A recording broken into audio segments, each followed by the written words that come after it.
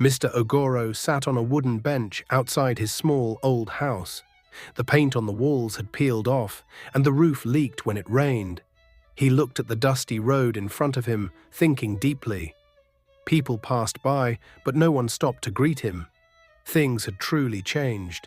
Once he had been the richest man in the town. Now he could barely feed himself.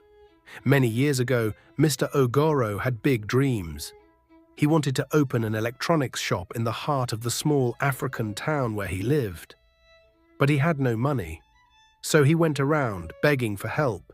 He spoke to uncles, aunties, cousins, and even childhood friends. "Please, I have a big idea," he told them. "If you can just help me start, I promise to return the favor." Moved by his words, many of them gave him something. Some gave him money, others gave him items to sell. Even his younger cousin, Samuel, who didn't earn much, gave him all his savings.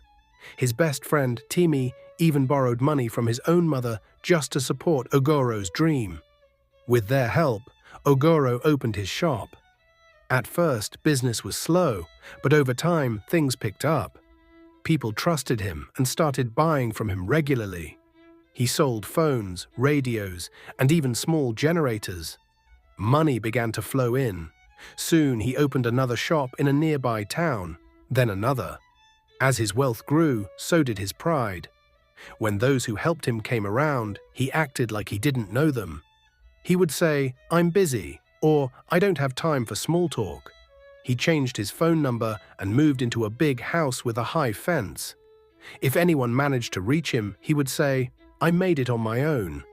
His family and friends were hurt, but they moved on. Some of them worked hard too. Samuel, his cousin, started a small farming business. Timi learned how to repair phones and later opened a large repair center. Others found ways to grow their own lives, even without Ogoro's help. Years passed, then trouble came. One of Ogoro's suppliers sold him fake goods. His customers got angry and stopped buying. He lost a lot of money. Then he took a loan to cover his losses, but the business didn't recover.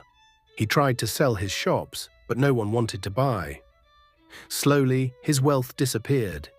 He sold his big house and moved back to his father's old home. He called the same people he had once pushed away. He sent messages to Timi and Samuel. He even called some of the uncles he had once ignored. But most didn't reply. The few who answered only gave polite words, no support. One day, Ogoro went to the town market and saw Samuel. He was shocked.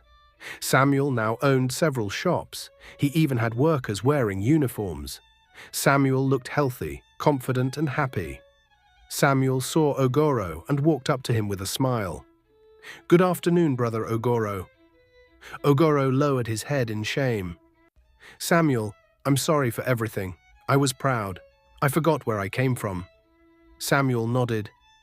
"We all make mistakes, but life teaches us. I hope you have learned something." Ogoro sighed. "Yes. I've learned that no condition is permanent. When you're up, be kind. When you're down, be humble." Samuel shook his hand and said, "That's a good lesson. I wish you peace."